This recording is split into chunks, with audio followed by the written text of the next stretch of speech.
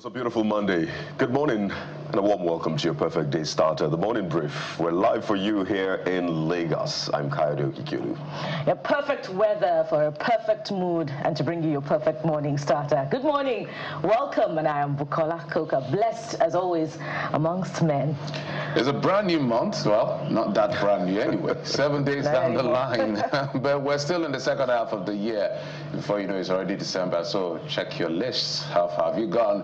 Our responsibility is to binge through the biggest stories and bring you all of the highlights right here on your breakfast program, The Morning Brief. So your healthy dose starts right now. Biggest stories over the weekend. I think one that stands out naturally, besides President Bola Tinubu at the BRICS Summit and all of the conversations he's had, is what's happening back home. And that is the presidential candidate of the Labour Party in the 2023 elections, Mr. Peter Obi, speaking actually over the weekend, saying that he will contest for the office of the president in 2027, and has dismissed rumors that he will be running with or be the running mate for Atiku Abubakar of the People's Democratic Party. Now, both of them of the ADC. Okay, you got to understand that. Now, when he was asked whether he was considering becoming the running mate to Atiku in the 2027 election, well, I'd like you to take a listen to what Mr. Peter Obi said about that and good governance as well. I will not use 150 billion to buy a jet when 80% of our primary healthcare centers are not functioning. Even as against security protocols. Which security? You've been a governor, you know what it means. No, what do you mean security? That's what they tell. That's nonsense they tell.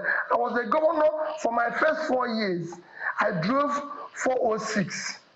For the rest of it, I didn't drive bulletproof cars. Nobody's trying to kill you. You're doing the right thing. That's not governance.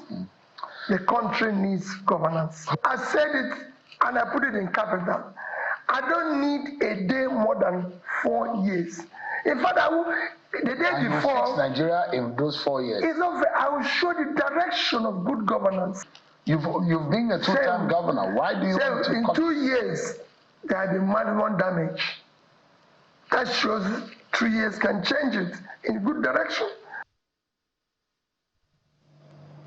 So the gloves are out, guys. It was Mr. Rotimi Amechi who said earlier on, again, that he plans to run. I mean, yes, the coalition says the talks are off the table, but clearly they are bringing the talks to the table. Now you have Mr. Peter Obi also saying, well, I want to run for president.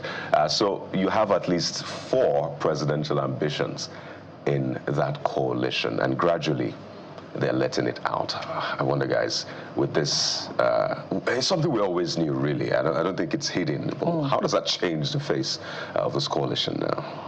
Well, it hasn't brought much change. It has only shown the interests of those, involved.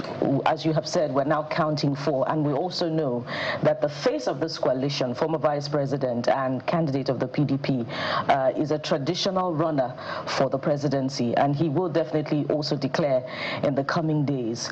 And my concern about this coalition from the onset has always been, how will these egos be managed such that the interests of Nigerians will be put forward first before the interest of the parties involved, and I mean the individuals involved now. And that's a very, very big problem. And Mr. Peter Obi has said in that interview that, look, no one has approached me to be a vice presidential candidate or anything of the sort. So is he holding his cards very close to his chest such that, when those contentions begin with the ADC, then we'll now begin to know, where the other parties will be branching out to fill their interests, because that's going to be a very thorny subject months down the line when we begin to see. But more importantly, more than that interest, is the central message, or messages, if you like, of Mr. Peter Obi's ambition. And he spoke pretty much to it in that interview. He wants to govern with capacity and compassion. He wants to be prudent, to manage resources. He has picked holes in Mr. President's approach of lacking compassion election. He hasn't been to Mokwa. He hasn't been to, he didn't visit Yelwata. Jos is also there, where donations are going every other day to victims of attacks who are now mostly displaced. Mr. Peter Obi also continues his very popular slogan of how he would govern from 2023 during the campaigns for the presidential elections, turning Nigeria from consumption, a consuming nation, to production. But if you also look closely, watch the interview closely, what would be the approach to navigate through the murky waters of the challenges that bedevil Nigeria, i.e.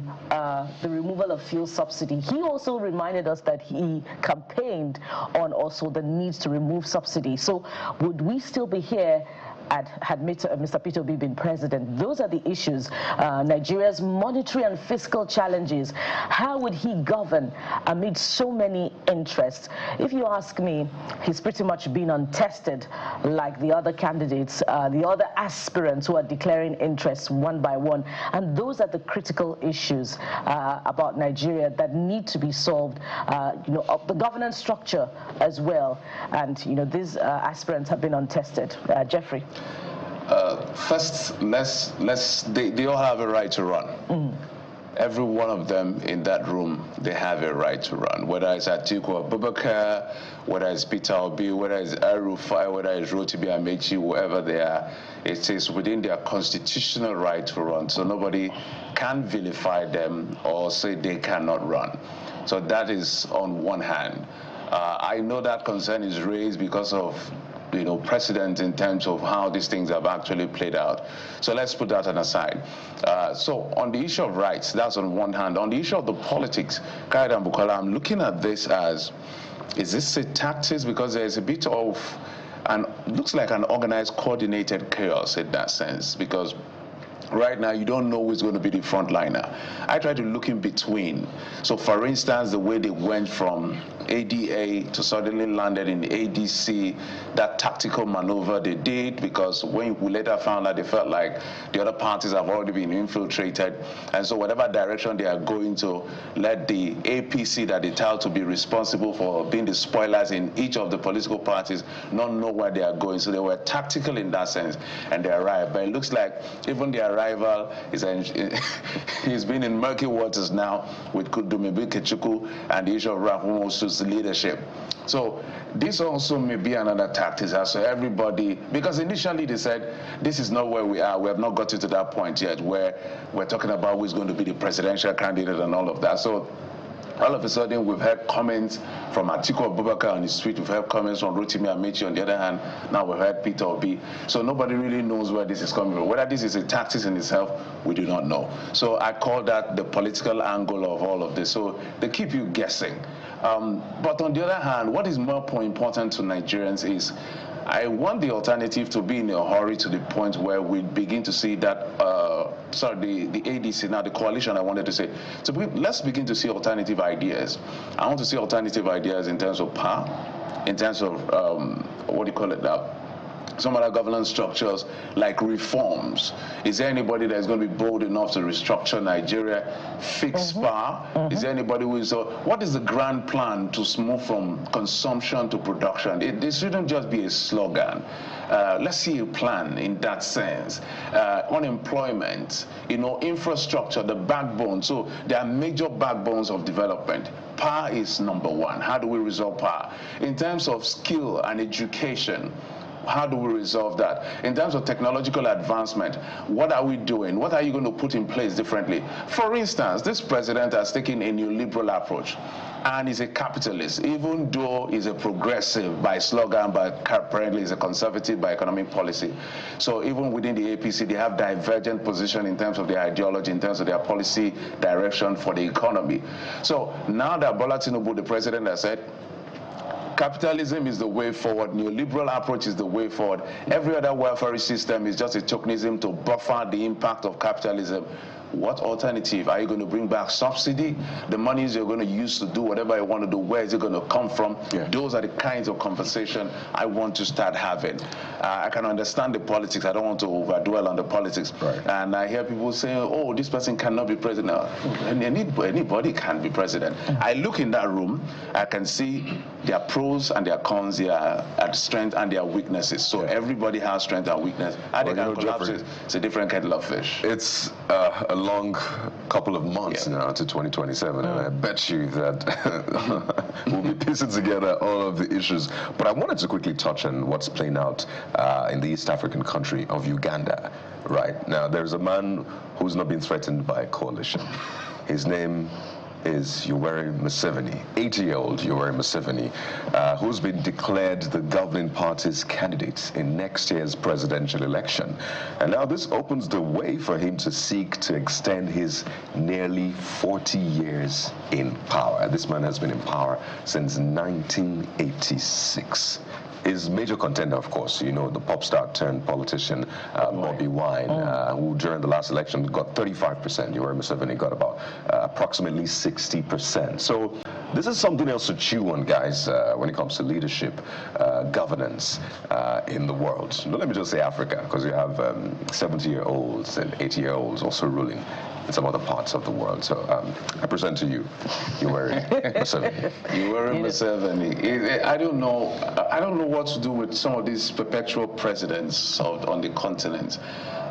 When you compare the capacity, the contribution to development, you cannot deny how they started. But I think there comes a time when you should excuse yourself in the room. This obsession with old men in Africa. Jeffrey, when is that time? When is an official retirement age for politicians? No. There's no. I don't think there's any constitution I'm aware of that puts a cap to, even if you're 100 years and you're strong enough, you can run. But Africa is a young continent ruled by old people, and that's very disturbing. People like Museveni, people like Paul Biya, people like you have a list. I see. You know, and we can go on and on. Even our own leadership. You know, it's a young continent. How do these people design a future for Africa? Africa holds, according to this data I am aware of, Africa holds about 70% or so of strategic mineral resources in the world. But Africa accounts for less than 5%. I even heard it's 2% of manufacturing. And is it these people that are going to drive it? As I said, when it comes to running for office, even a 100-year-old has a right to run. But I think this is speaking more to their moral conscience.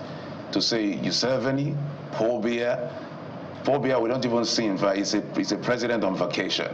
So I don't know what to say, but I think it's time for these men to begin to excuse themselves from power. But it looks like this is going to be in perpetuity until maybe they drop dead and we'll give them state funeral. The good thing is women are not participating in this extending their term. So, Bukola, maybe you have a thing or two to say to the men who keep extending their time. I don't think a woman will do. I agree. No woman will come and stay 80 years. That has more to do with, you know, culture, Africa's unique leadership type approach pre-colonial times. So the fact that women are not being given visibility now or representation is limited or nearly non-existent, particularly when you look at some regions of the country, even in Nigeria here, you know, that's another kettle of fish.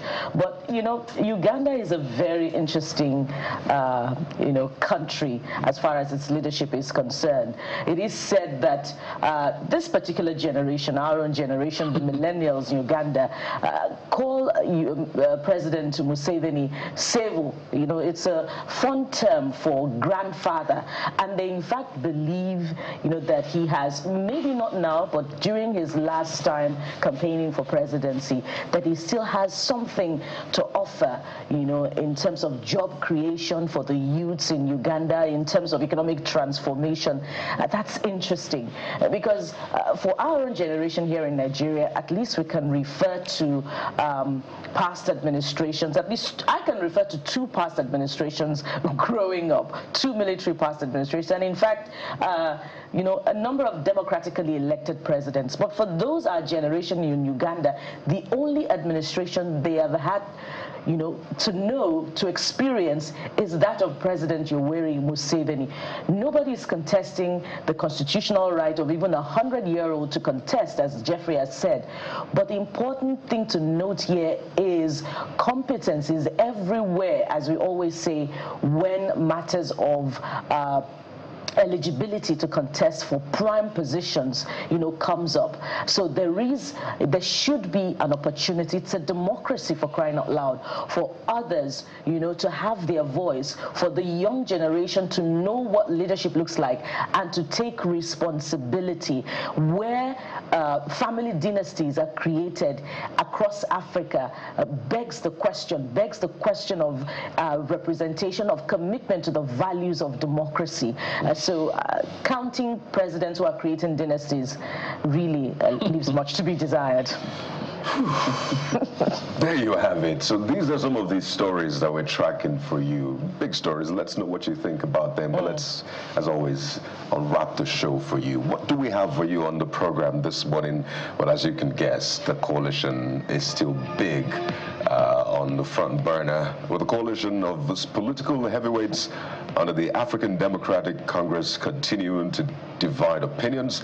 But we'll speak to leaders of different political parties this morning as they weigh in on the opposition's plans to take power from the ruling All Progressives Congress. In fact, to take power from President Bola Tinubu.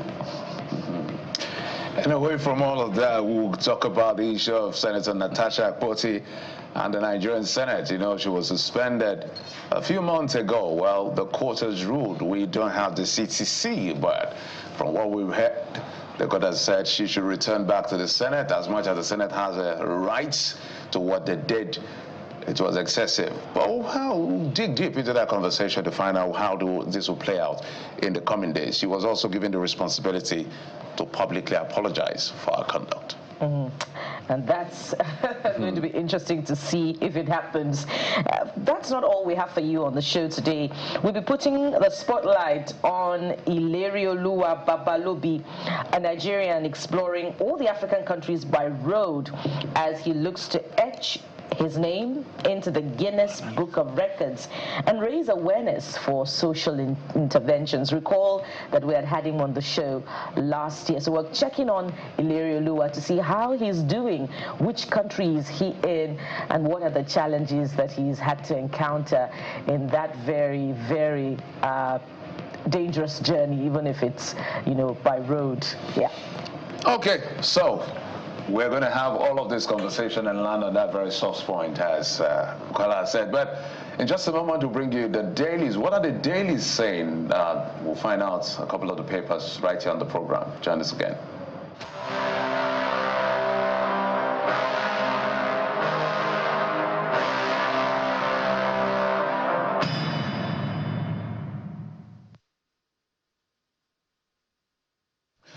All right, let's get started with the Nigerian News Direct. Nigerian News Direct, 2027, as American would say, Kaide and Bukola, 2020. 2027, Coalition of Hunger, not Rescue. 2027, Coalition of Hunger, not Rescue. Wike plans to be Atiku, Regbeshola, other ADC leaders. Wike plans to be Atiku, Regbeshola, other ADC, I should say, leaders. The writers accuses coalition leaders of selfish politics, failed leadership legacies. Says Peter Obi's time has passed. Labour Party coalition with ADC, not anti-party, according to Obi. So this is a fallout of two things, guys. What happened yesterday, I think, at the church service, as well as the interview he granted our sister program on Friday in his right of reply to Rotimi Amechi and all of this. So for me, I call all of this talk political hot air, and it's allowed. If the tables were to be turned, this is the same thing the people in the ADC coalition will be saying about Bola Tinubu and the rest of them. That they can't solve no problem. In fact, by now they were saying Bola Tinubu is an imperialist, he's a state capture. That would have been the other narrative. So now the tables have turned. So we know who accuses what for. But as a Nigerian, as a journalist, we want to begin to see ideas fly in the room. It's within these people's rights to call. In fact, as I'm sure as all of us are here, we can't wait for a viable opposition because we've been at the vanguard of opposition in the sense of being critical of government. But that's our job. We're supposed to be the third layer in terms of looking at critical activities of government. The opposition first from the National Assembly, and then the political party, and then we should have civil society organization. The media plays a role of putting everybody on the table so that the audience can make an objective position. But right now, we don't even know what's the position of the PDP. We don't even know where Labour Party is in terms of all of this struggle. We can go on and on and on and on. I'm talking about the big parties now because we have about 19 political parties. So this seems like a semblance, guys, of what it should be an opposition. Whether they failed or they succeeded, we're going to now probe their personal lives and their personal contribution. So Wike is blasting them. But what I remember with this is, I'm not quite comfortable with the issue of politicians amassing wealth without being able to explain it. I remember Shenwu did ask Rotimi Amechi how he made money. Let me just paraphrase it.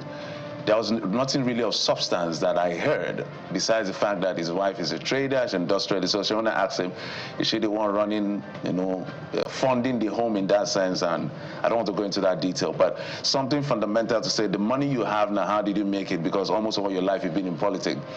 And when it got to Nyesom Wike's turn, it was almost the same thing and literally almost worse. At some point, they say you are rich, you have a lot of money, you are corrupt. How did you make all of this money? He said, well, when he was a student, he drove Mercedes-Benz. Sir, that is not the answer to the question. Yeah, how did you make about his father being a manager? Yes, that's on one hand. And then I said his father was a general manager of many companies. Well, some people have disputed that. But at the end of the day, that doesn't explain the kind of wealth you have right now. That's why they talk about wealth to that enterprise. Is this one of it? Even President Bola Tinubu was asked that question during the campaign. It was also an issue. I think the explanation he gave was the fact that he worked with an oil company, and then he's on some real estate or some shares and his stocks and all of that. But compared all of that you did to the kind of money you have now, it leaves much to be desired as to the ability of politicians in this generation to explain how they made their money. And it's something to those of us who are journalists who have to probe. We can't let go. Because if we say we should bring out all of the monies these gentlemen have, you'll be shocked their net worth. Some hidden, some somewhere, and all of that. Yes, a lot of them. So there's no crime in making money. Just explain to us how you made your money. So with all of the people I've listed so far, I do not think any of them gave us a satisfactory answer as to how they make their money. So that should be a premise to question their leadership as well. And Jeffrey, everyone has a responsibility to play where the demand for accountability is concerned. And perhaps the opposition has a lot to learn beyond running the race to occupy the top office in 2027, providing opposition, credible opposition, in fact, critical opposition. I recall the days when the APC was in the opposition. They put the feet of the ruling party to fire through statements, through very critical questions on policy approaches of governance, and in fact the role of public officers in their specific offices, and that also put the ruling party on their toes. Perhaps that's what we're going to be seeing in the coming days. Now that the table has turned, as Jeffrey has indeed observed, such that we'll now begin to see more accountability, more, prudent expenditure of resources to the areas where they need it. But let's look more at other, papers this morning and see what they're saying. Let's go to the New Telegraph. The New Telegraph, focuses rather on security and takes a departure from the coalition subject. Killings, Tinubu orders military to confront terrorists, bandits, and there are a few insights into where and what is happening here. Reaffirms commitment to armed forces welfare, operational capacity. Lawyers seek scrapping of security vote, say not backed by law. You'll find details on pages 4, pages 14 and 16.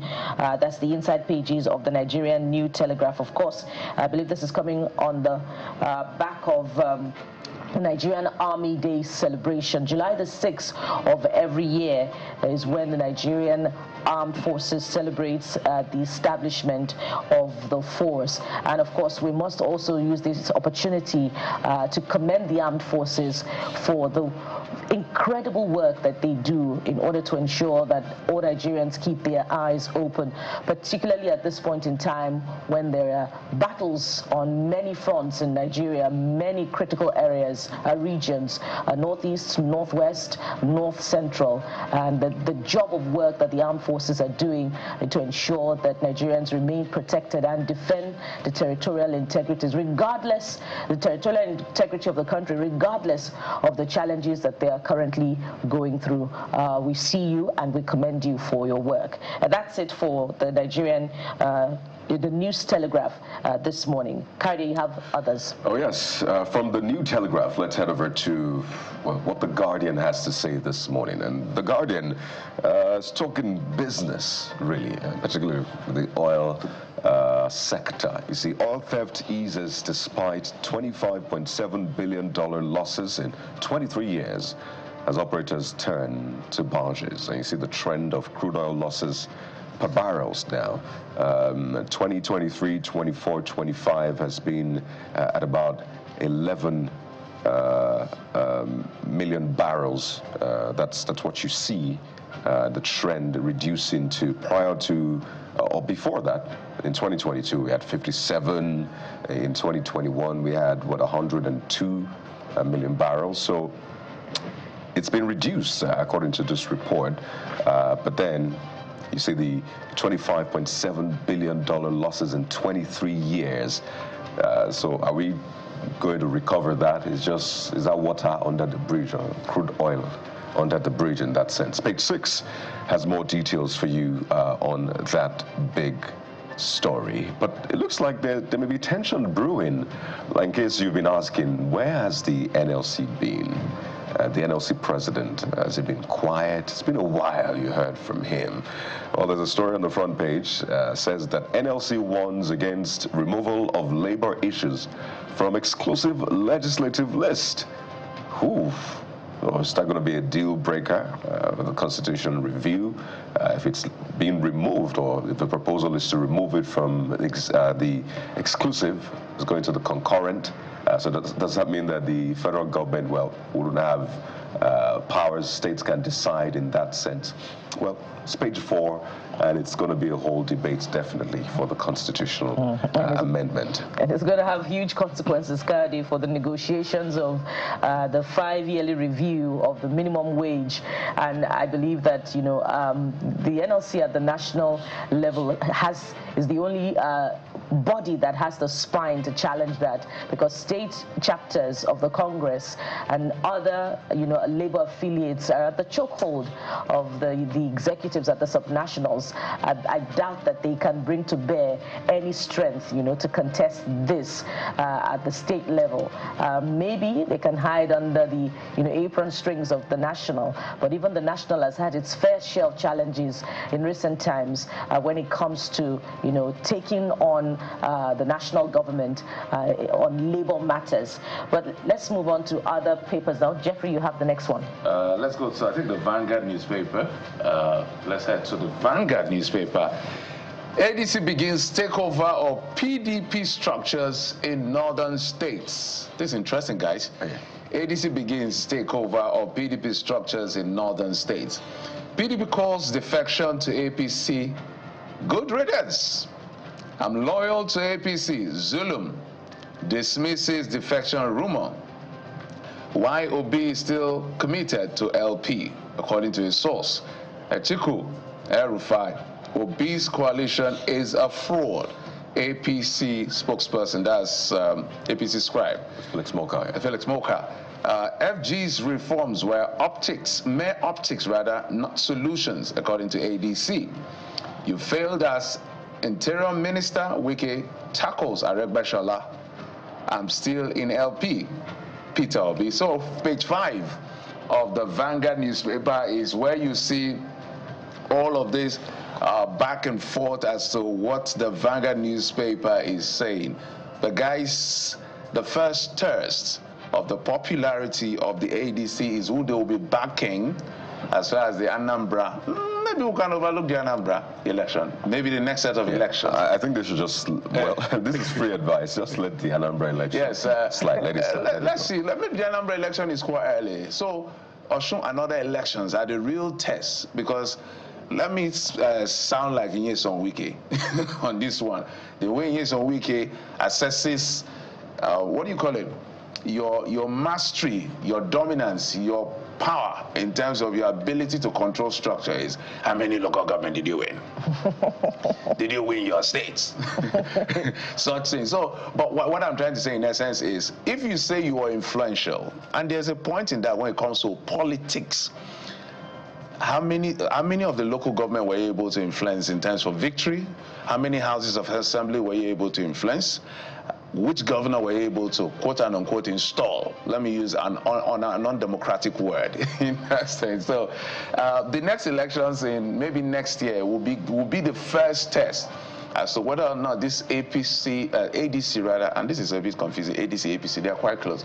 Okay, it's going to be the first test as to how powerful, how influential, what they can bring to the table ahead of the 2027 presidential election. Because trust me, if they don't do well in those off-cycle elections, Wike will take them to the cleaners. I can guarantee them that for free.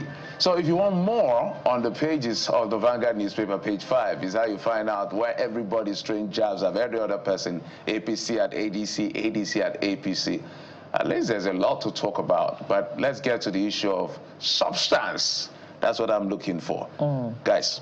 And the last, but not the, well, the last on the newspaper review segment would be This Nigeria newspaper. This Nigeria leads with something entirely different.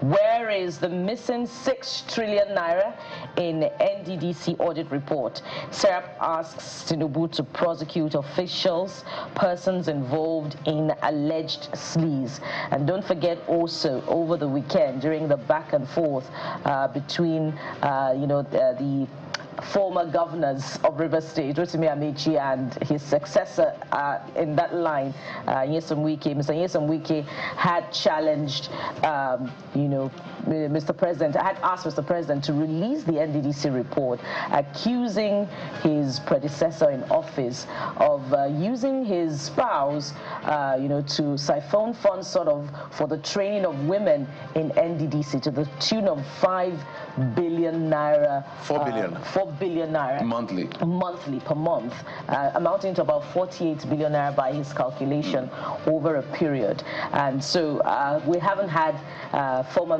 minister and former governor of River State, Rotimi Amechi, respond to that. Of course, when he does, it's bound to be, an interesting exchange of words between both politicians from River State in the coming days. But Serap is asking more critical questions, and that is even more important than the accusations flying between the two political henchmen from Rivers. Critical questions of accountability that past administrations have failed to probe. Indeed. About, series of abandoned projects dotting the, entire NDDC landscape in the last, decades of the establishment of the NDDC. So those are more critical questions. Who are the contractors that handle those projects? What's going to happen to some of the projects that remain abandoned, that haven't been executed? Where monies disbursed, especially. So questions of accountability as far as NDDC is concerned. Indeed. We have just one more for you, actually. The Abuja Inquirer. Let's take a look at what the Abuja Inquirer has to say about the nation's capital capital. You see Wike steps up attack against Mark, Amakiri, Obi, others, says they're after their stomach, not Nigerian. So it's something you see across all the front pages this morning. But I must mention that story in red. No respite for pupils in FCT. So we're still keeping our eyes on that story. It's a disaster, really, in the education sector there, particularly at that foundational level. So we're not closing the chapter on that, and we hope that it's resolved this week. That's very sad. Well, there you have it. That's the front page of the Abuja Inquirer for you this morning. And a look at the dailies. We're starting off with a big conversation in just a moment, so stay with us right here. This is the Morning Brief.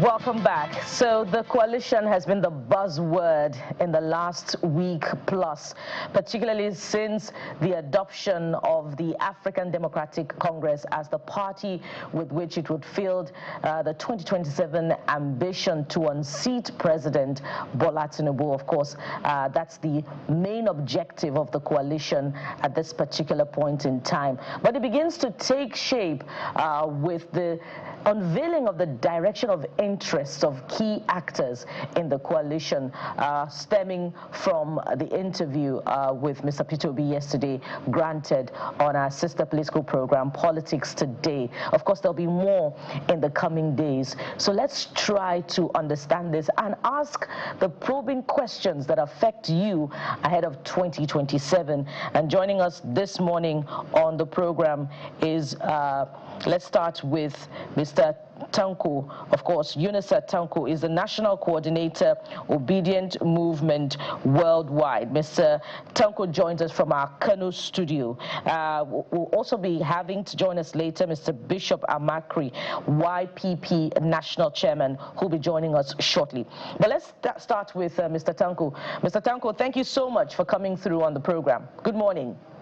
Good morning. Thank you for having me. Good morning, Nigerians. Yes, indeed. Good morning, sir. So yesterday, Mr. Peter Obi did disclose that he remains a member of the Labour Party, and he says that's not tantamount in his own views to anti-party activity, but that the coalition is still, taking shape gradually, not quoting him copiously now. So what is the plan? In the coming days, will he eventually defect to the ADC when things take shape? And how will that affect the Labour Party? Well, right from the beginning, it was very clear that this coalition was that of individuals, principal actors in the politics of Nigeria, those who feel that Nigeria is drifting to a state of anarchy, hunger, disdain, disrespect, and the destruction of our democracy. These key issues become a subject of issue to most of these principal actors.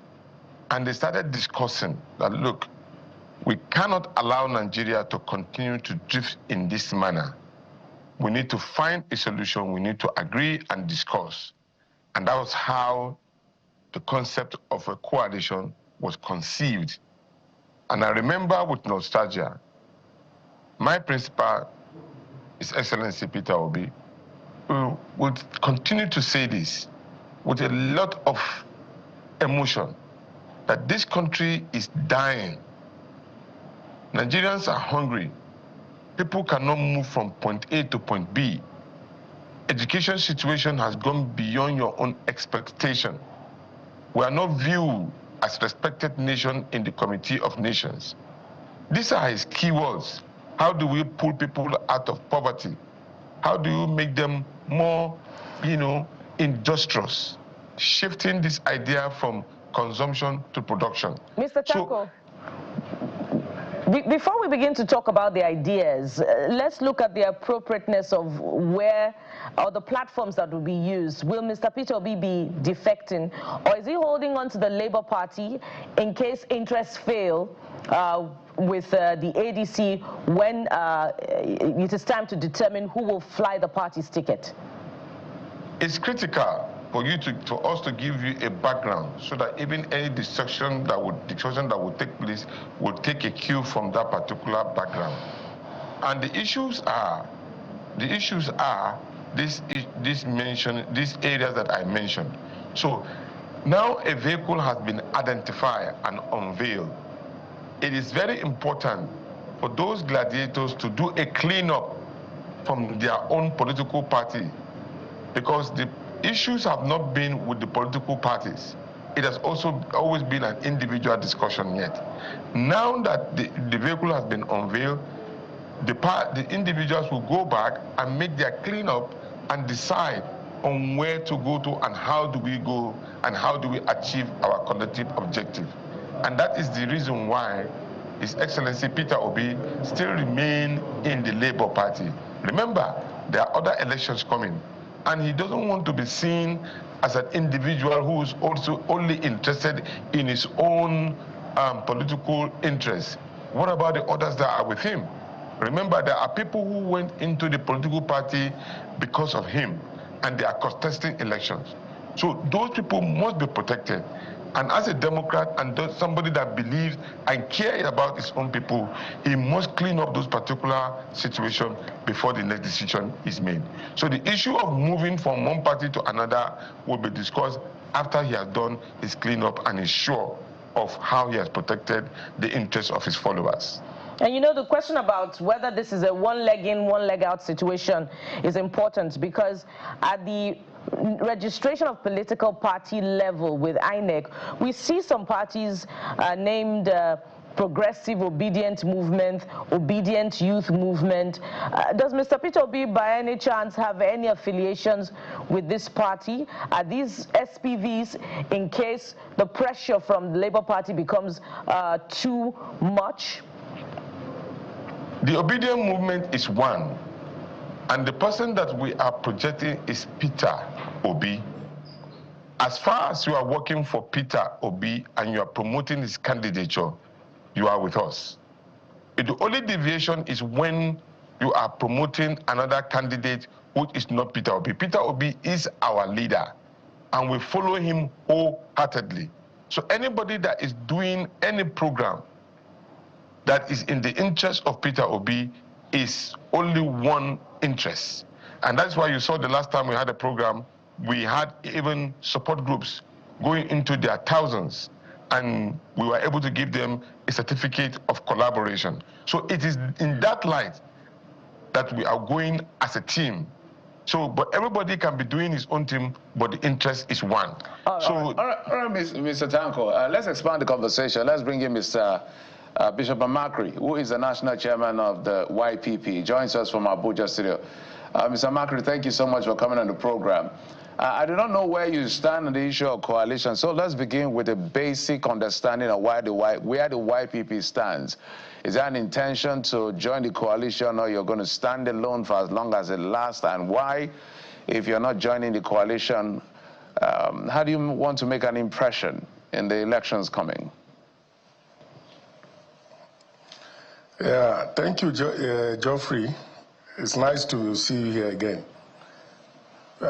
Well, it's a very important question you've asked. But very importantly, I think we need to also anchor our conversation from a more pragmatic point of view. This is not about even YPP now. Let me speak for myself as an individual. Coalition, I've been hearing people talking about coalition, and I also stand with those who believe that within the fundamental right of people, they have the right to assemble themselves, even in a beer parlor, and discuss about issues that, represent their own aims or goals, But however, one fundamental thing that we must ask is, in this context now of this coalition, coalition can be political, it can be social, it can also be military. Because we have seen nations who are threatened, and then, other countries want to come together and see how they can push back that threat. So civil society groups also have their right, to sit down somewhere and discuss about how they want to advocate for good governance in the country. But in this context now, it's politics. And you have asked me a question, what's my position about this coalition. Like I said, I've been issued without prejudice to anyone's right. But I have a problem. Now, what is my own problem now is whether if the people, 85% of people in that coalition, whether they have the moral justification to tell us about a coalition that will actually liberate Nigerian people, out of this political leadership quagmire that we find ourselves. Nigeria is in a dire need of what I would call political, it's in an emergency need, for a political party, political leadership, substitution. And who are the people that are supposed to do this thing? I think, for me, if you ask me, I will tell you, I want to see the likes of even the Yunusa that I'm seeing there, and some other likes of, there are so many names you can mention, young people, who should have been the power drivers of whatever coalition that I think, will look like a more serious coalition. But you can have, a gathering of over 85% persons who have been given opportunity to lead this country before, and as we speak, where have they taken the country to? Abysmal failure. And then these people are coming back again to tell you about a coalition. The same thing they did 2015 when they just wanted to kick out a president that was doing very okay. We've had people in this country threatened that we will make your government ungovernable. We will have people threatening in this country that bodies that will be body bags that will leave this country. Is also person. So you see, is it the kind of the people you want to see in a coalition? People who have threatened, the sovereignty of a nation, and they are coming today to tell you that they want to coalesce to do what? These are people I will call the PPM. They have nothing to offer. Mr. Amakiri, I'm telling you, what does these are political power mongers. These are political power mongers who just want to come and advance the cause of how they can grab power to their own, advantage. Well, Mr. Amakiri, we're talking about good governance, not power grab. If I can come in here quickly, Mr. Amakiri, just quickly, let's do a roll call so we understand what you mean. Let's name the front runners in this coalition. So you tell us which of them belongs to the PPM that you describe, and what role, I don't know if there's an exco of this PPM that you describe. So let's start with Mr. Peter Obi. Is he part of the PPM that you describe? I am not interested in dropping names. No, you just said they are. So does that mean all of them, all but one of them, all but two of them, I just told or you, all of them? I just told you that 85% of them. So it's left for you to go and do your own. No, it's not left for me, Mr. Amakiri. You cannot drop the statistics and expect me to figure it out. Let us know how you got to that conclusion. But go ahead, Mr. Amakiri. I've just told you that 85% of them are people who belong to the PPM coalition group. And those people, once a group is a conglomeration, almost 85% gathering of people who have failed the nation. I don't know how prospective that kind of a group can actually push, you know, the agenda that they are talking about. For me, I think that it is now, it should be what do you call it? The task now should be left for the people of Nigeria to decide. You see, look, is it because Nigerians, these people have taken us for a ride? Maybe the docility of our people, and they continue to just, year in, year out, people will just come and gather, and they give it one sort of name. They tell you is this, they tell you is that. They're just playing like a table tennis with Nigerians back and forth. What kind of... all right, Mr. Amakiri, just a moment. Young people are just watching. Yeah, Mr. Amakiri, great point you've raised. Let's take it to Mr. Tanko. Mr. Tanko, you're already in the coalition. Your principal is in the coalition. So I would expect that maybe you have some responses. He says some persons in this coalition who your principal is part of. 85%. Is that 85%? That's a very significant number. Anything 85 is significant enough to shift the scale in that sense. So it says people that have threatened the sovereignty of a state, such as saying that if somebody tampers in an election, is going to live in body bags. You can know who that is. If you can, then the people that said they are going to form parallel government if they don't win election, and the list is on. So what do you make of his assertion that this is just opportunistic power grabbers? Okay, I like the passion of Amakiri. We know each other very well. Some of us have been in the trenches for a very long time. We took that particular stand. We were in the streets. Some of us have been advocating even for a revolution in the country. But the result has been a negative one. It's because we have not been strategically motivated to put ourselves in the right place. I agree totally. So many people must have disappointed this country. And some of them equally have a lot of questions to answer. But you see, I've come to realize and reach an irreversible conclusion that you cannot be preaching something and then you expect that if you are out of that particular game, you'll be able to deliver what you are preaching. You can only be able to execute what you preach when you have power in your hands. And that is the reason why you have to be strategic. No matter how we look at it, the younger generation within the last period supporting His Excellency Peter Obi have been able to mobilize themselves, even checkmating Peter Obi himself and some of us who have been in the leadership role. And they are saying that, yes, we need to gain power to be able to do what we preach. If you remain at the outside corridor of power, you will continue to agitate and continue to advocate, and that is where it stops. This is politics. It's a game of numbers. Use your idea. Collect the ideas of those, the old one who you accuse. Turn them into a new positive wine so that you can give room for the younger generations to take over.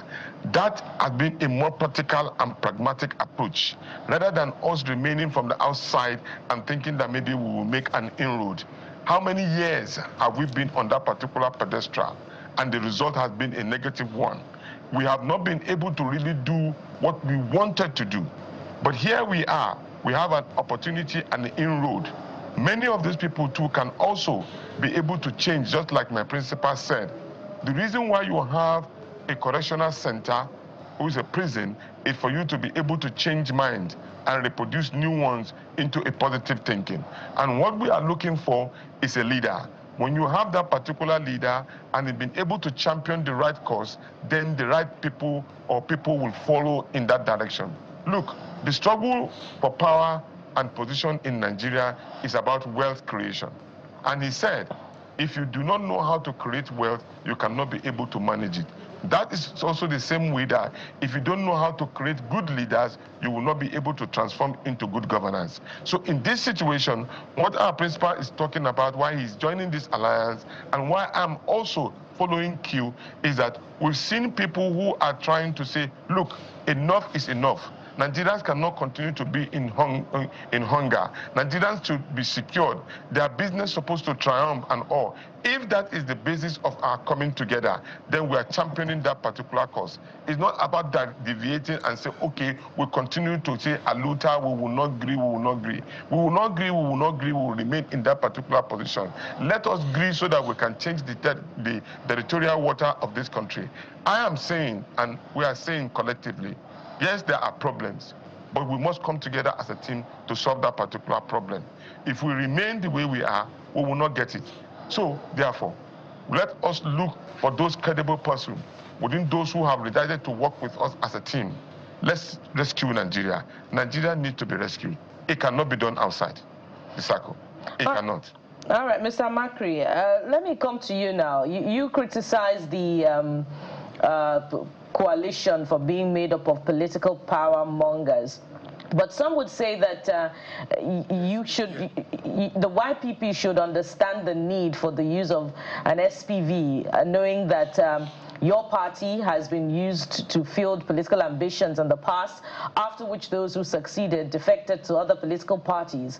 And in fact, those who are flying under the your party ticket for governorship elections also defected from perhaps the ruling party just to get their political ambitions ahead. And questions could be asked also about what credible ideological opposition has your party provided to the scheme of things that would give you the right to criticize the coalition? Okay, maybe you are getting me wrong. My criticism have a dimension where I am standing on, and I will not change from that disposition. What I said, I've been sure. I said, people have the right to assemble. I said that, within, the provisions of our constitution. And I say, however, we need to look at the moral, people who have the moral justification to tell us about a coalition to change a government, right, or leadership. I said that. Now, when you talk about SPVs, my dear sister, even in this your Channels TV, we have had some of your colleagues who worked in Channels TV, and today they are in Arise TV. Some of them are in other, organizations. In fact, one of your colleagues is now working in Edo State. Is this Suleiman Aledi? So life is all about, they say one end marks another beginning. So I don't think there is a problem. And let me tell you, the major problem, that's why the YPP strategy is not, we're not in a hurry to produce a president, but we are in a hurry to take over the parliament. And that is why the YPP strategy is a more realistic ambition towards taking over the parliament of this country. We say we have 3 tiers of government, okay? And see, if the executive are not doing well, and we have a parliament that is working, I tell you, the country will not be in the mess we find ourselves today. So, if we cannot get the president, let's talk about the parliament. You can imagine that's why the YPP had a project. In fact, let me give you a secret, an expo. We are saying, God willing, we want to declare Project 469. Taking over of the parliament. We have 406, persons in the parliament. 360, 109, 469.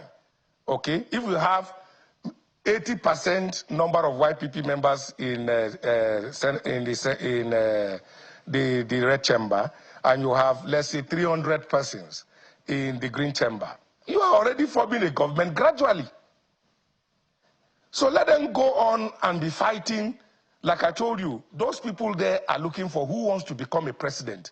We are not in a hurry, but if God gives us that opportunity, we will form the government. Now, let me also address quickly this issue of SPV we are talking about. It is a systematic failure or systematic problem. And that is the reason why we are so concerned about going to take over the parliament so that we can address these issues. How can a situation, we are constrained? Even the constitution itself has talked about freedom of association, freedom of participation. Now, in one of the laws, it says a person can leave a political party. They deliberately provided that clause there. That you can leave a political party, you can see what all of them cite whenever they want to leave the party. They will tell you there is a problem. You are a media person. Do your findings. Whether if YPP at the national is in crisis. But we can't take away one or two issues in the state, and some people will just, you know, they will just take advantage of what is happening in the state, and they will tell you they have left the party. It's because there is a lacuna even in the constitution. And if that is not well addressed, people will continue to move. Political jumpology is necessary, and you cannot do away with it except if we address that issue in our constitution. So, Amakiri, I wonder how many lawmakers you have left in the YPP. One just defected just a few days ago. But about the comparison you were making, I think it's a false equivalence, almost like comparing apples with puff-puff, not even oranges this time around. No, it's not a false equivalence. It's a false equivalence because politics, being voted... just a second, Mr. Amakiri, allow me land, please. You know, in politics, you are elected into office on a mandate, okay? So you join the YPP, and then you are elected as a candidate of the YPP. In fact, it is said that people elect the party, not the candidate. In terms of broadcasting, an individual who is not standing on any mandate or falling on any mandate chooses to go to a place to work, chooses to leave and go to another place. So it's not politics. This is personal. Politics is different. So that's why I say it's a false equivalence. But I understand you wanted to make that point. But you can answer the question about how many lawmakers you have left in the YPP, because I need to ask Mr. Tanko the question, actually. Or another question, rather. How many lawmakers? Yes. We have, as far as I'm concerned, in our records, nobody has left YPP. Okay. Constitutionally. All right. Let's go to Mr. Yunusa Tanko. I know this is a debate that can go on and on, but I get your point. Mr. Tanko, I need you to speak to this point, because now the ruling party, the presidency, is capitalizing on the statement Mr. Peter Obi made in 2022 about the structure of criminality, dismantling the structure of criminality. And they're saying that now Mr. Peter Obi is joining that so-called structure of criminality with the people in the coalition. So I want you to speak to those personalities and be frank, because Nigerians are listening and they've heard what has been said in the past. Mr. El Rufai, for example, Mr. Atiku Abubakar, and Mr. Rotimi Amechi, and the rest. How is Mr. Peter Obi comfortable with working with these people whom a lot of people, or he has even described, as a part of that structure of criminality? Now, when you look at it, we are running a constitutional democratic nation, which is based on law and order. We have been able to make a lot of assertion as regard to Mr. President's credentials of becoming a president in the first place. But he's still ruling us because we have not been able to convict him on that particular position. And then the Constitution of the Federal Republic of Nigeria said that until when you are convicted, and you have records to prove that particular position, then you can be called a particular name. But that doesn't stop people from calling them names and all. So also is the people that you associate yourself with in this situation, as those who are involved in the coalition. Many of them must have had issues in the court of law, but none of them have probably been convicted, because if they are convicted, majority of them will have been in jail. But we are saying right now that we understand there have been challenges within the system, and individuals too have been accused of one thing or the other. You can see even my principal yesterday, when he was speaking to Shehu, was able to speak to the issue of accusation being mentored on him and Pandora box and all of those. But he said it very clearly, go and investigate. You have not been able to prove anything with unreasonable doubt. So everybody stands to be accused until when you are being convicted. So at this point in time, we are being strategic and politically carefulness being put in place to ensure that those who believe that Nigerians need to be saved from the shackle of poverty as a cardinal point, which this particular government has perpetually and deliberately put Nigerians into. We are saying that all of these people who are ready to dismantle this particular assertion of government, who have failed abysmally to protect the interests of the Nigerian people, should, of course, held to be accountable for all of the things that they have done. So His Excellency's words have not been eroded in any way. All he's saying is that let's get Nigerians out of poverty, which we have the fundamental right to do. So there is no ambiguity in that. They are only trying to run away from the abysmal and faulty leadership that they put on Nigerian people. All right, Dr. Yunusa, thank you very much. We must anchor at this point in time. Clearly, this is continuing, and Nigerians will continue to sieve through, all of the submissions of the key actors in the coalition. We've been talking with Dr. Yunusa Tanko, who is the National Coordinator, Obedient Movement Worldwide, who joined us from our Kano studio. And we've also had on this segment Mr. Bishop Amakiri, the YPP National Chairman, who joined us from our Abuja studio. Thank you very much, gentlemen, for your time on the program. Thank you very much for having me. God bless Nigeria. Amen to that. And we're not quite done with the coalition talks yet. We'll be joined very, very soon by the Chairman BOT, a member of the Board of Trustees, rather, of the ADC. So join us for this next conversation right after this time out. Stay with us.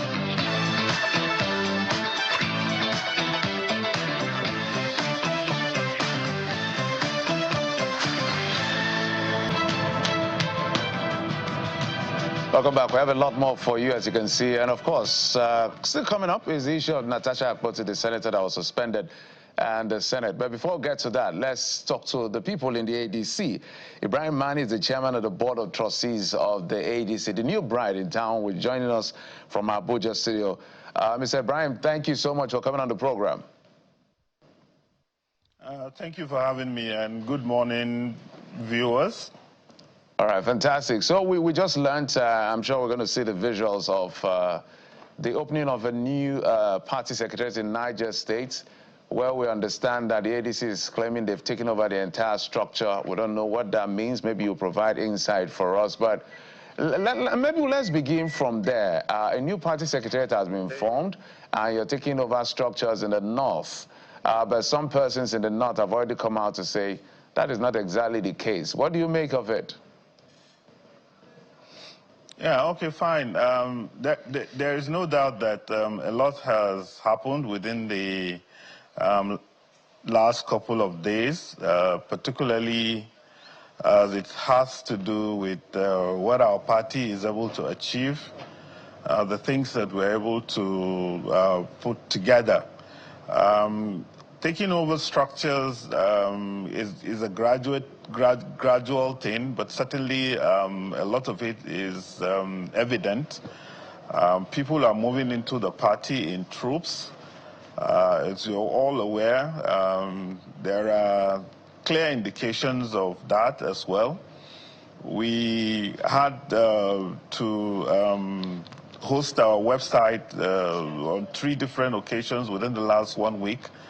Because it was crashing as a result of influx of people wanting to register online as members of the party. We're trying to build a new party bottom up, trying to get people to key into it. Of course, Nigerians have been waiting for an opportunity to have a party or an alternative to the current situation they're faced with. Knowing fully well that things are not as they should be, and there is a lot of suffering in the country. And so when people see a sign that something positive is likely going to happen, of course, they will gravitate towards such an opportunity. And that is exactly what we're experiencing in the African Democratic Congress. The elections we're trying to angle and navigate towards, it's still 2 years ahead. So it requires a lot of planning, a lot of confidence building, a lot of opportunities for this kind of actions you're seeing in Niger State, where lots and lots of people will come into the party, develop the structures, believe in the party, be the ones that will actually be the agents that will bring about the change we want in this country. Mr. Mani, let's talk about in fact, let me piggyback from what has been said. Mr. Dennis Amakiri, the chairman of the YPP, I think he described the members of the coalition as PPM, political party mongers. I watched Senator Shehu Sani, who is now in the APC. In one of his remarks on Twitter, he said, when you look at the coalition, are these people that you can trust and commit Nigeria's destiny into their hands? When you hear such remarks, do you think they have a valid point in looking at the array of people that are on display here to be able to say whether or not Nigerians can trust them based on their pedigree? You know, people can go around saying all sort of bunkum here and there. I mean, trash and nonsense about what people are doing genuinely to bring about, like, the change that we all desire in this country. We cannot stop people from saying what they want to say, but the reality on the ground is what we need to consider. Are these people actual players in the political scene? Are these people really coming together in a way that they can make a difference? If not, then why are we having all this sort of reactions we are getting from the government in terms of how jittery they've become and how they are throwing all sorts of spanners in our wheel of progress. Certainly, if it doesn't add up to anything, then you don't expect those type of reactions we're getting. And like I've said earlier, people are free to say anything they want to say. It doesn't mean that it's actually what the case is.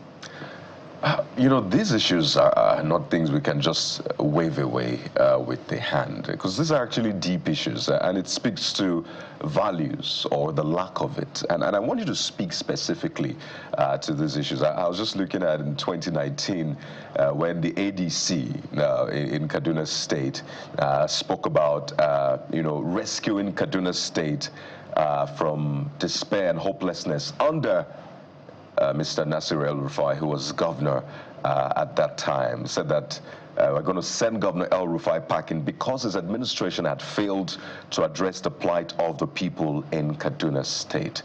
I mean, you have personalities in the ADC now, or in that coalition, whose characters, whose track records have been questioned.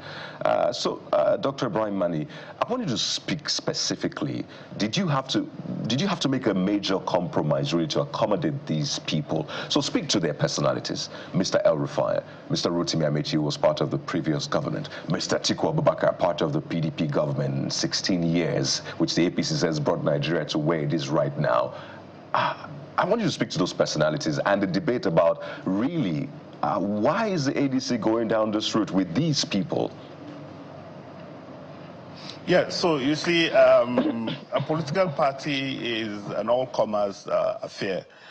You cannot categorize people clearly who have no criminal records, because the constitution requirement is that people who have been convicted by a competent court of law are forbidden from coming into political parties to contest elections, or people who are underage or are not Nigerians.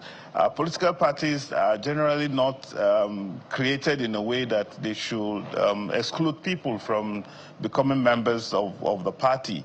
But it doesn't mean that everybody comes in and at the end of the day they are able to achieve whatever ambitions they are coming with. What we are looking at now is how to build a party that will be the face of the opposition movement in Nigeria. Is going to take some time, it's going to take a lot of efforts. But what alternative do you have? It's better to build a party with people who believe in the fact that there should be a credible opposition in Nigeria than to allow the country drift to become a one-party state. So are you saying, this is where we are. Dr. Mani, are you like saying, earlier, pardon me, Dr. Mani, irrespective of what's... Pardon me, Dr. Mani, are you saying that they are all born again in your eyes now? Yeah, okay, so some of them are Muslims. I don't see how they can be born again in that sense. I don't know what crimes you have convicted them of that you are now asking them to atone for. In politics, you try to create your own narrative and make your own standpoint clear and be able to sell it to the people. And at any particular time, you look at the situation and you act on that. And that is why political situations are dynamic and people have to be pragmatic in their approach. So as the tune changes, of course, the dancing style should also change.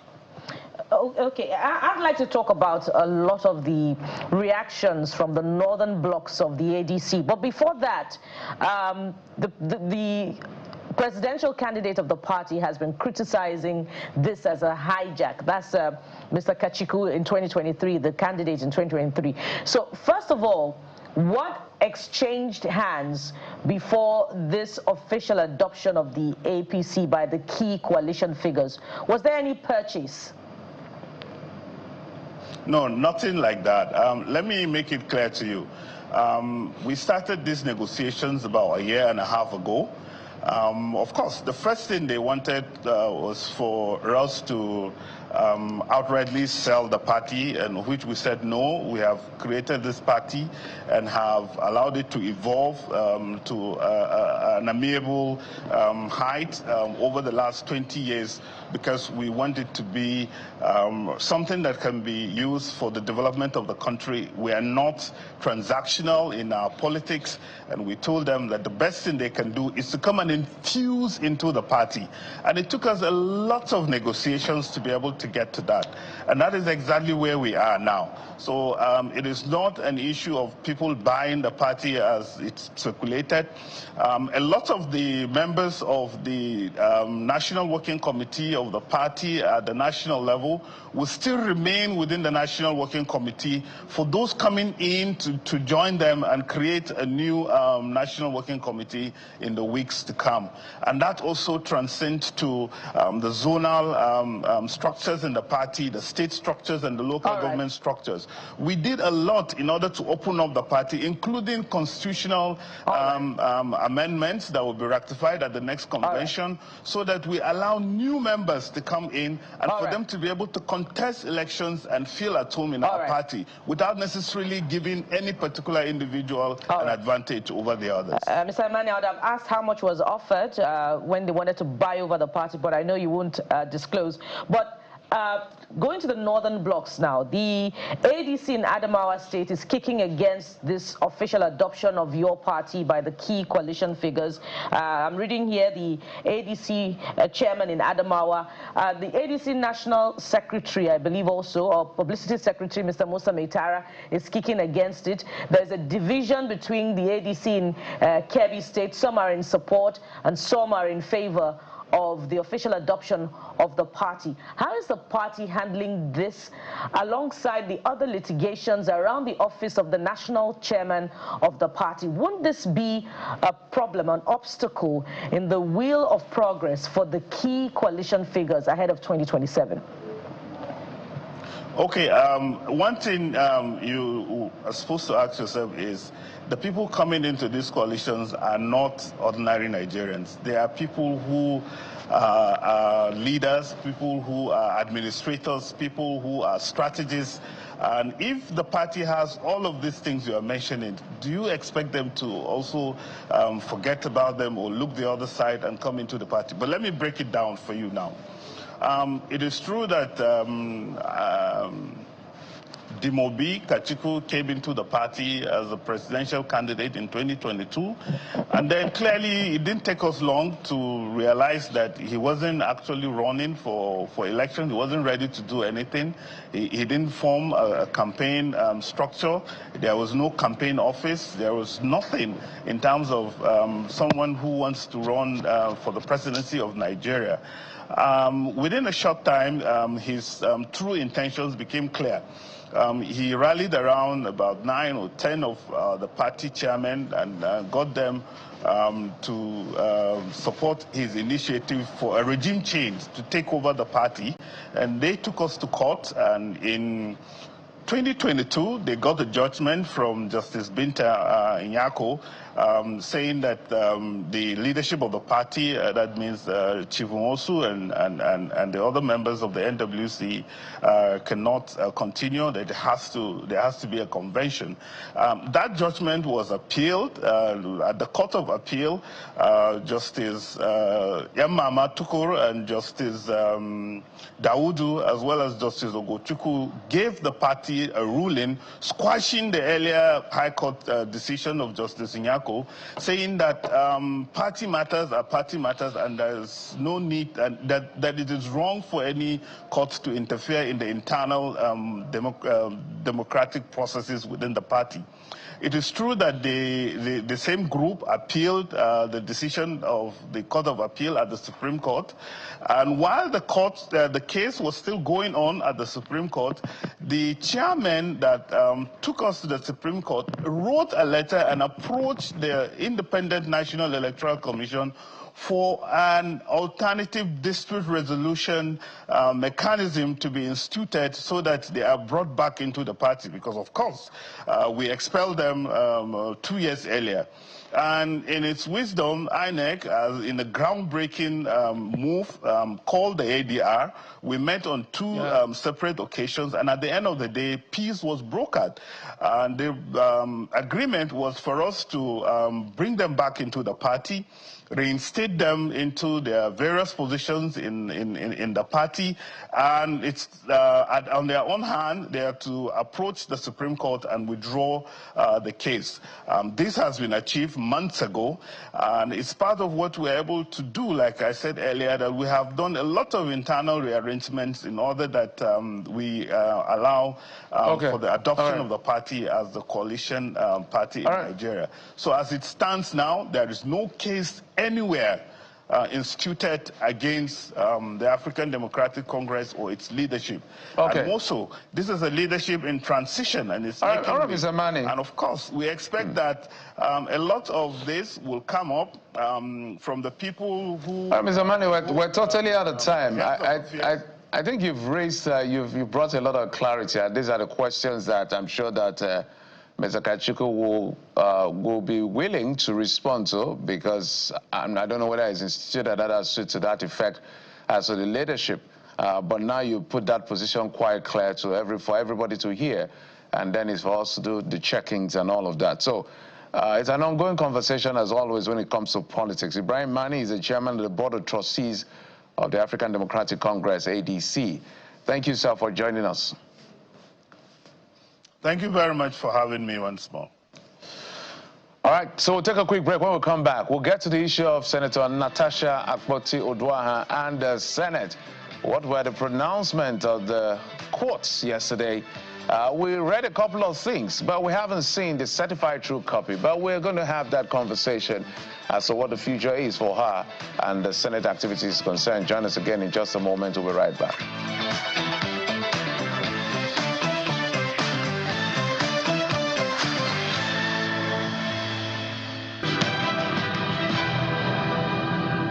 So let's get into this matter. It's been very thorny for months now. Senator Natasha Akpoti Senate against the Senate, well, the Senate President. Of course, the Senate has been joined, particularly because of a suspension that came from all of the controversy. So we're also being joined on the program this morning by Yemi Adamuleko, who is Executive Director, Enough is Enough Nigeria. That's EI Nigeria. She joins us virtually from Lagos.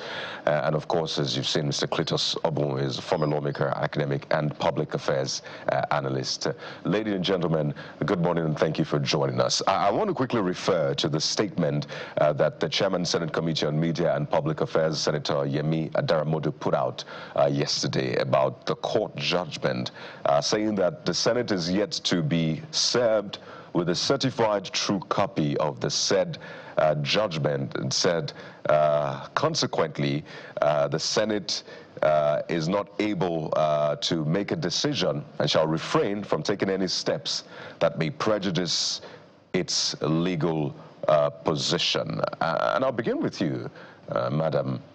In the light of this, The Senate saying, well, we've not gotten the CTC to that judgment. And Senator Natasha Akpoti Senate is saying, well, I'm going to be resuming on Tuesday. Will it be in order? Is there anything stopping her from resuming, particularly because there's still some sort of lack of clarity as to what the court really said, since they're saying they've not gotten the CTC? Definitely. I think for her as well. I mean, I think that's what I understand. And also as a citizen, if you look at it, media have reported different things. So some houses reported that the judge said it was unconstitutional. Some just said she said it was excessive. Now, if it was unconstitutional, then that, in my view, gives Senator Natasha the right to show up, because she's basically said the Senate violated the ground norm of the country. Some media houses reported that she's meant to apologize to the Senate. Other media houses reported that she's meant to apologize to the court for contempt. So I think, to your point, because there are varied reports of what the judge actually said, I think my understanding is that the judge has 7 days. I listened to a gentleman speak the other day, and he was talking about there are some courts where you actually get it immediately. I've also listened to Mr. Falana talk about how there's been an incident where what was said in open court was then different when the CTC came out. And obviously the judge was reported to the NJC and sanctioned. So I think it's absolutely important to wait till the CCT is released. And to Senator Natasha's statement, I would maybe assume she said she assumed she would have gotten the CCT by then. So, but definitely on both her side and the Senate side, it's certainly wise to wait for the CTC. Right. So let me ask Honorable Obo as well. But we are clear, at least, to some of the things that were said. Again, sometimes as you said, as Yemi Adamaleko said, what is in the CTC might be different from what was said in court, so tread with caution. But in the light of the part around, well, being excessive, unconstitutional, the suspension for 6 months, and then the conversation around, can the court order another arm of government, in this sense, the legislature, what to do, because some people have raised that point. What do you make, first, of the Senate's decision to now suspend her for 6 months, which we understand the court has said was excessive and unconstitutional? Honorable Obo, that's for you. To say unconstitutional or not, let me say that what prompted and made me accept to intervene here is on account of the fact of the institution of the Senate and the confusion that has arisen on account of this very matter, which also tries to put the judiciary on trial, unnecessarily so. This morning, let me say to Nigerians that we should not at any time attempt to do what we are doing. First, why are we engaging in guesswork when the document is to come out? That decision was taken on Friday. Today is Monday. 72 hours later, we are getting ourselves so busy and so frenzied for a matter that is simple. Like my sister there said, and all of us have maintained, let us get the certified true copy. With that, everything is settled once it is cast in stone, in black and white. That having been said, let me get to make the point that it can never be unconstitutional, because if Section 60 gives powers to the Parliament to make its own rules, what comes out of those rules becomes a subsidiary legislation that emanates from the Constitution. So what makes it unconstitutional? People just use terminologies because we are in a free world and you say free speech. So you just make any comment and get away with it. Section 60 has been cited, which gives powers to the Parliament, whether it is State House of Assembly, whether it is councillors in a particular local government, whether it is House of Reps, they should make their rules. Once those rules are made, they become part of the Constitution. So they become subsidiary legislation and therefore part of the ground norm. Having said so, what now becomes excessive? The judge is given discretion, for example, to adjourn cases in order to get more facts or to get certain documents. That adjournment is at the discretion of a judge. If the judge says, come next month, some litigant gets up and says it is excessive extension of time or adjournment of the matter. It should have been tomorrow in 24 hours.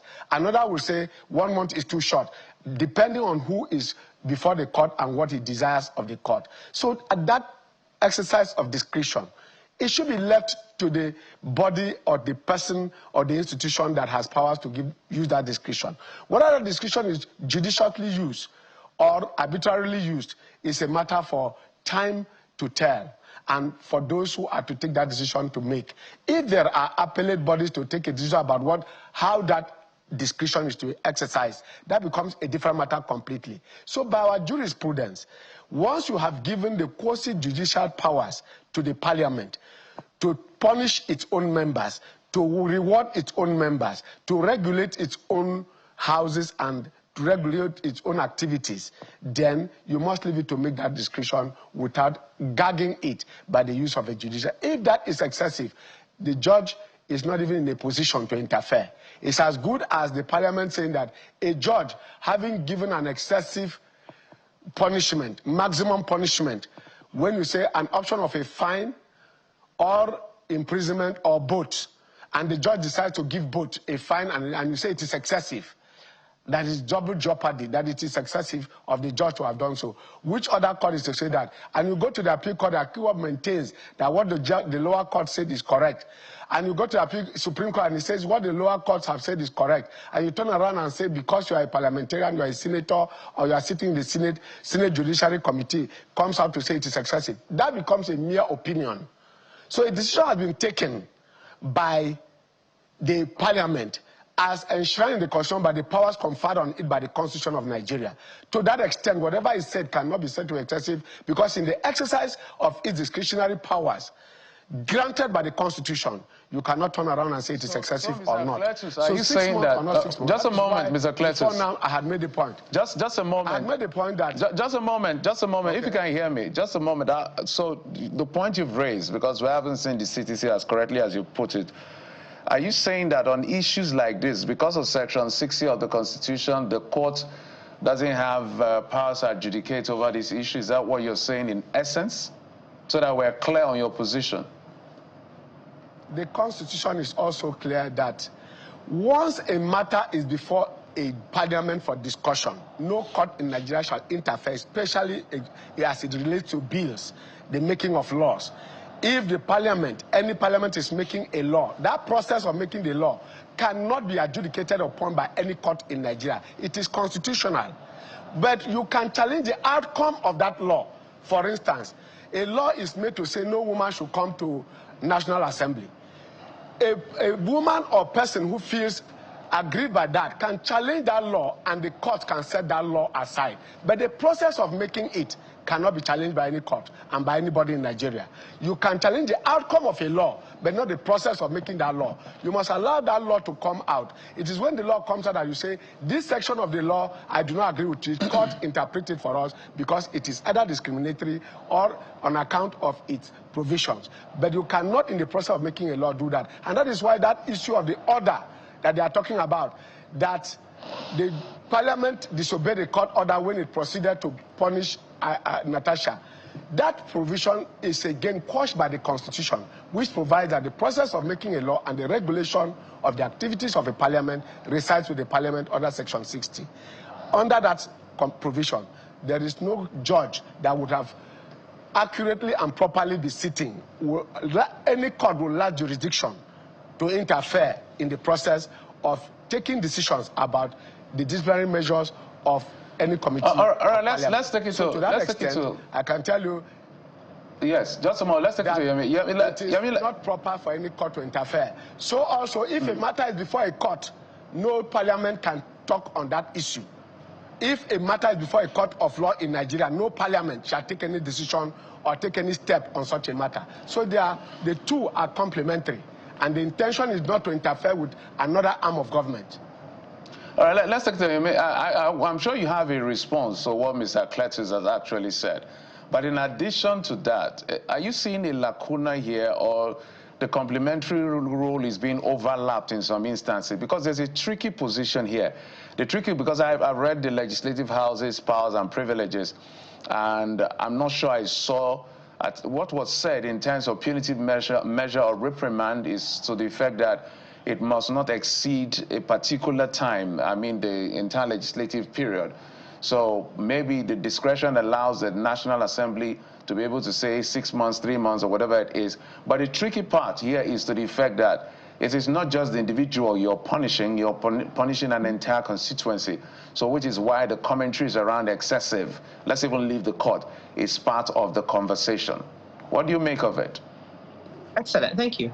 And I think I'll start with the point he made. First of all, I'm not a lawyer, as a caveat, so I'm commenting as a layman and an interested party. But I'll start with the point he made that we're putting the judiciary on trial. We should put the judiciary on trial, because when the judiciary makes judgments that go against common sense, that go against the laws of the land, they put themselves on trial. And Justice Nyako, very interestingly, was mentioned in the ADC case. She was the one that gave, how does a presidential candidate get up and decides he wants to upturn the structure of the party, and you give them judgment? And I mean, she has a track record that I will not go into, but she is also at the center of this as well, in the way that it's almost as if she's playing to the gallery, trying to make the political class okay, but also seeing the fact that these things really don't make sense and actually give judgment on the merit of the case. I disagree with the gentleman that spoke. There are at least 10 legal precedents that show that it is illegal the courts have declared that it is illegal to suspend a sitting assembly member because they were elected to represent people. So if you want to punish them, and I think the point you made around maybe 6 months, I mean, I'm not going to get into the terminology of it, but the judge herself said if you are sitting for 161 days, and by the time she was 121, by the time she was making the pronouncement, Senator Natasha had been out of the National Assembly for 125 days. How is that not punishing the people that sent her there to represent them? Now, that hasn't stopped her from representing her, not representing, but working for her people.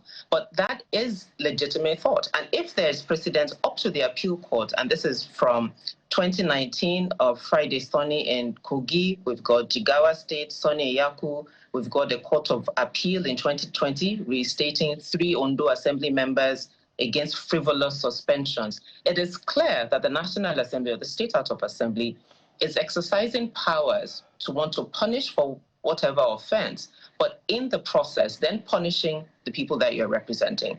And then lastly, the court is saying that that is excessive. Find other ways of saying that they did, quote unquote, badly, or they shouldn't have done what they did, and not deprive the people that they represent. I mean, I know that Senator Natasha's constituents is in court saying that you're depriving us the Senate is depriving them of representation. But I think it is important that we don't, and these are legal precedents. So if if Judge Nyako is aware of this precedent, then her statement should have been very clear in saying that this is not just excessive, unconstitutional, and the Senate has no right. I mean, it's not just not excessive, but that Senator Natasha should be there representing her people. There's legal precedents to support it. It's not, she didn't pull it out of the air, but she wasn't as definitive or as clear as she should have been. Then again, I haven't seen the full CTC, so let me caveat with that.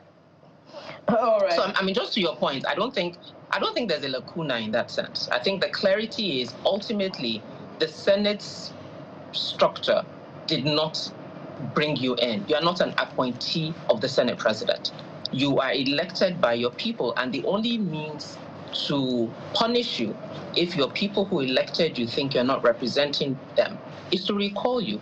And we saw how that went. And again, that was engineered by Senator Natasha's opponents. And we've seen, I mean, I'm sure you guys saw sheets of those things that were clearly the same signatures, like literally the same signatories. It didn't meet the threshold of INEC and it was thrown out. So that's the way you recall someone that's not representing you, not people who don't like the way you speak or look or talk, saying that they want to punish you by keeping you out of the chambers. All right, thank you for that point. Honorable Cletus, I'd like to, at the risk of overflogging the issue, take you up on your position about the judiciary, sort of interfering with the position of the Senate that has, a constitutional right to its rules and, legislative proceedings. In the court's decision in the case of Senator Natasha Akpoti Senate, the judge faulted the provision of Chapter 8 of the Senate Standing Rules, as well as Section 14 of the Legislative House's Powers and Privileges Act, declaring both to be overreaching. And can't we say that there are lessons to be learned in the case of Senator Ali Ndume, former Deputy Senate President, Senator Ovio Mwagege, speaking to their suspension, in one case nullifying it, and in other case declaring it to be excessive? Aren't there lessons to be learned in this case? And in the case of the Legislative Powers and Privileges Act that grants immunity on lawmakers on certain things, on things that they say on the floor of the assembly, what if they said things that were, that bordered on national interest? In that case, don't you see a case where it is the checks and balances that is operating here to sort of protect and uphold the integrity of the institutions involved?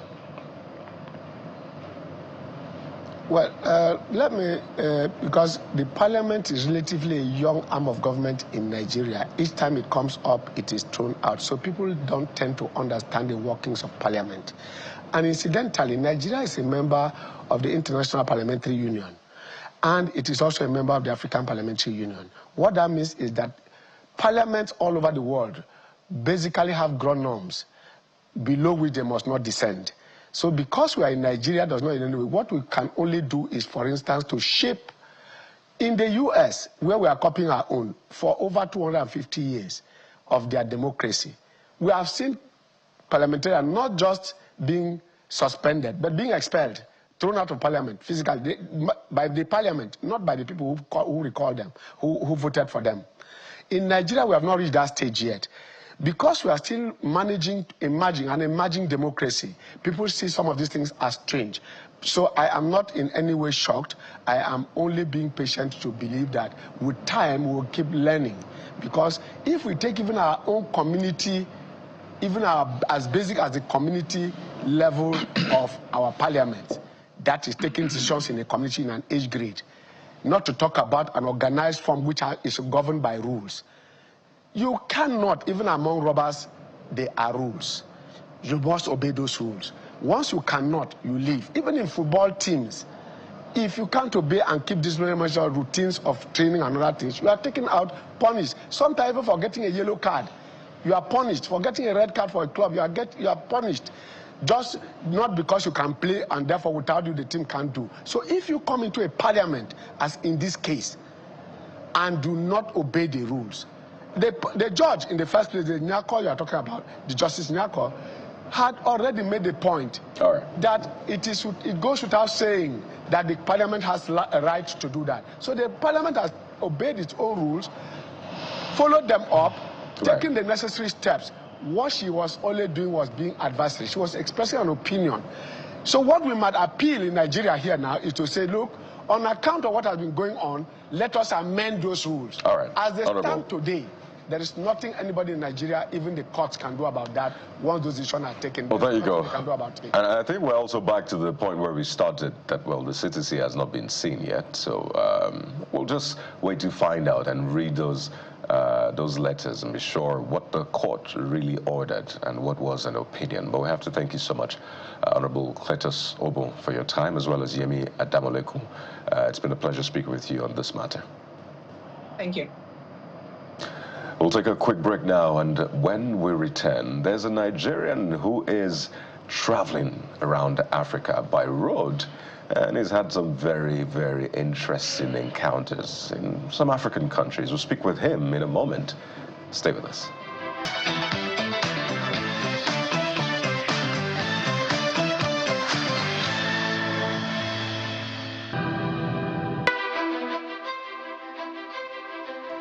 Well, let's have that conversation with Ilerioluwa Babalobi. His journey, I should say, started from here in Channels Television with that flag last year. So, Ileri, it's good to speak with you. How far have you gone? This was something that was meant to have been done in about 9 months, I believe, when we had that conversation, but it's been more than a year. So maybe just to get a sense of why it has taken that long, is this typical of what you experienced traveling through African countries, Ileri? Hello, Hadi. Good to be back. Yeah, good to have you back. I'm in a game log. Okay, just to be clear, you are in Zambia, right? Currently in Zambia, yes. Okay. In a national park area. Just to be clear, you are around lions, elephants, and the rest. 3 days ago, elephants walked in front of my house. 4 nights ago, a hippo walked in front of my house.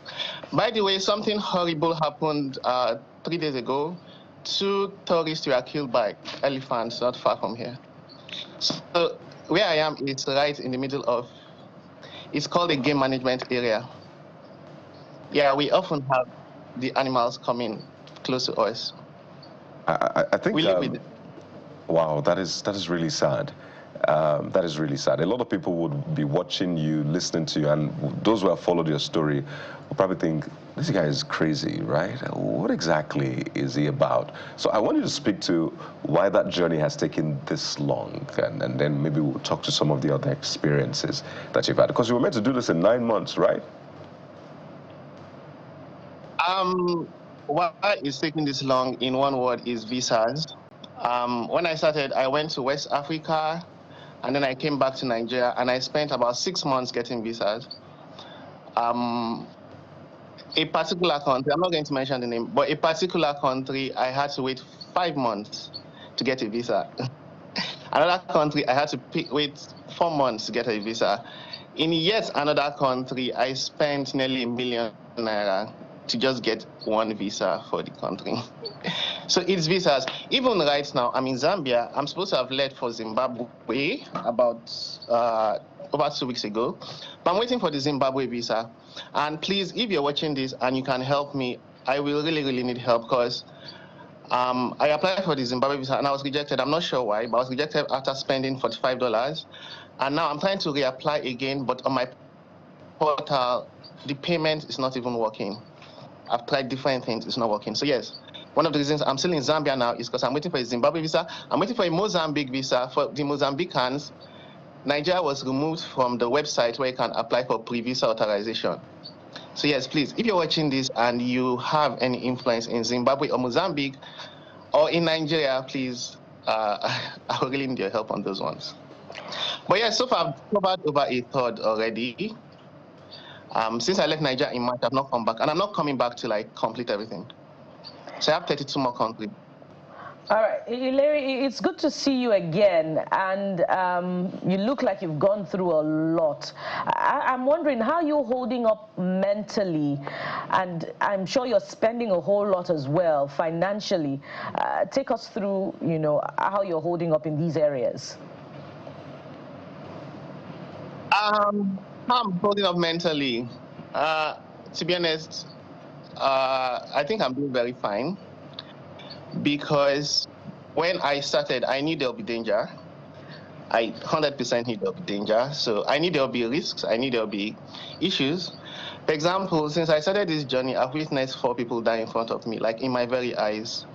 They died in accident involving my body. I'm not even joking. I've seen other things, some of which I'm not going to talk about now. I have also been detained once by police who didn't believe I was traveling. Yes, apart from the former one I told you before, yes, it has happened again. The Red Cross got me out of that. Kudos to them. But I think the fun is a lot more than the risks. Yes, the fun is a lot more than the risks. And remember, before this, I had traveled to the 6 states in Nigeria. I traveled by road a lot. So I think sometimes I don't even think about the experiences till someone reminds me that, oh wait, this happened. Oh wait, this happened. Like, oh wait. So I think I'm fine. For the expenses, oh gosh, it's a lot. It's a huge lot. But I'm grateful to my friends who have chipped in, more or less. Wow. Well, what an experience, Iliri-Lua. And I think we said this earlier when we had you last year. The fact that what you're doing is remarkable. You are shining the light on some of these dark areas that are sometimes, we know these things, but, you know, in the motion of things, we just move on. Why should it be difficult for an African to travel through Africa? I mean, they see us as one country, but you've had to wait sometimes 5 months, 4 months for visas as an African to visit a fellow African. And I mean, that is totally wrong. So we're glad that you're shedding light on these issues. We wish you the very best. We wish you safety. And again, to mention those 2 countries which you talked about, you said Mozambique and Zimbabwe. Am I correct? I need visas for them. Right. I need anyone watching to help. And sometimes it does not even matter because the last time I was in Nigeria, a member of parliament wrote to the country to actually help me out, and they still rejected my first visa. So sometimes, but I've had countries where they actually made it better for me because maybe someone helped me somehow. So again, I need help, right? All right. If you know anyone in those countries or anyone in the Nigerian government, really, you never know where help can come from, really. I'm glad they're listening, and I assure you that there's going to be help coming your way, particularly because you're doing something very important. But we have to thank you so much, Iliri-Lua Babalobi, who is on this, I must say, dangerous, adventurous, and interesting journey across all of African countries. We wish you the very best. I'll be speaking with you from time to time just to get updates. But please stay safe and speak to you soon. Thank you. No, it's just so sad that with Schengen visa you can do almost 30 of the 44 countries in Europe. And I was also sad to hear Aliko Dangote, the Africa's and the richest black man in the world, having to struggle to travel around Africa when one man who is not borderline close to his kind of wealth, who is just a manager of one of the big international companies, can travel easier. And we're talking of after. Our economy in total is maybe $3 trillion in that size. I think we should, if there's nothing this has revealed to the fact that we have a long way to go. This is why we don't need old men in our government houses. Young people are doing a lot of stuff. So this should be on the agenda. So this should be on the agenda. How can we be traveling easily in Europe and in Africa is a struggle? It doesn't make sense. Well, speaking of traveling, we have to end the journey right here on the Morning Brief. But not to worry, the journey continues with Sunrise Daily up to now. Thank you for being a part of the show. I'm Kayode Okikiolu. And thank you for your time and company. We'll be back again tomorrow. And all through the week, I am Bukola Koka. I'm Jeffrey Uzama. Bye-bye.